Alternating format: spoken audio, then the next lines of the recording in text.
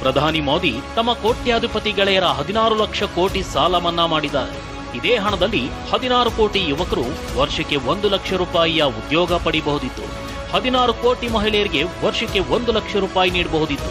10 ಕೋಟಿ ರೈತರ ಸಾಲ ಮನ್ನಾ ಮಾಡೋ ಮೂಲಕ ಆತ್ಮಹತ್ಯೆ ತಡೆಯಬಹುದಿತ್ತು. 20 ವರ್ಷಗಳವರೆಗೆ ಗ್ಯಾಸ್ ಸಿಲಿಂಡರ್ಗಳನ್ನ 400 ರೂಪಾಯಿಗೆ ನೀಡಬಹುದಿತ್ತು. ಪ್ರತಿಯೊಬ್ಬರು ಪದವಿವರೆಗೂ ಉಚಿತ ಶಿಕ್ಷಣ ಪಡೆಯಬಹುದಿತ್ತು ಅಂತ ಕಿಡಿಕಾರಿದ. ಏನಿದು ಸಂಪತ್ತಿನ ಸಂಘರ್ಷ ಅನ್ನೋದನ್ನ ಎಳೆ ಎಳೆಯಾಗಿ ತೋರಿಸ್ತೀವಿ ನೋಡಿ. कांग्रेस प्रणलिकेयल्ली मुस्लिम लीग छाए. कांग्रेस के घोषणा पत्र को आप देखते हैं, दो बातें उन घोषणा पत्र में नजर आती हैं. एक, कांग्रेस कहती है कि हम व्यक्तिगत कानून को लागू करके सरिया कानून को लागू करवा देंगे. इसका मतलब बाबा साहब भीमराव अंबेडकर के द्वारा बनाए गए संविधान के लिए ये लोग खतरा पैदा करना चाहते हैं.